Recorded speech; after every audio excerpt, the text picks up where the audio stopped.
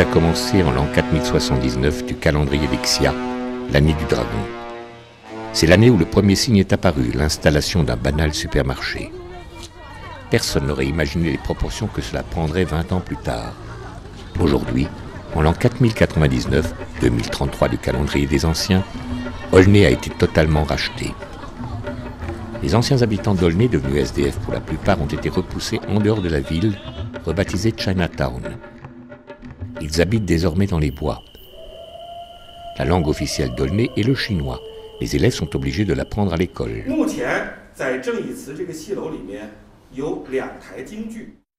Une jeune journaliste, Sarah Rogelot, édite clandestinement un journal, le Bulletin francophone de la résistance du peuple. Depuis quelques mois, une série de crimes inexpliqués a lieu à Chinatown, mais aussi dans les bois.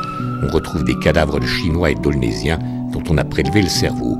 Sarah enquête, son mari Chun est détective privé. Ensemble, ils interrogent les familles des victimes. Sarah découvre qu'une série de meurtres dont les ressemblances sont plus que troublantes a eu lieu dans le village d'origine de Chun, en Mandchourie, au nord-est de la Chine. En se rendant là-bas avec Chun, Sarah découvre que son mari est en réalité l'auteur de ces atrocités. Il a dans son téléphone des films des victimes en pleine agonie. Sarah contacte la police locale. Après un interrogatoire musclé, Chun avoue tout. Il prélevait le cerveau de ses victimes pour tenter de réaliser une légende ancienne de son village.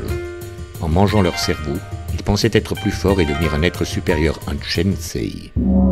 Sarah devient célèbre et réussit à obtenir du maire chinois d'Aulnay que les habitants quittent les bois et réintègrent la ville d'égal à égal avec les Chinois.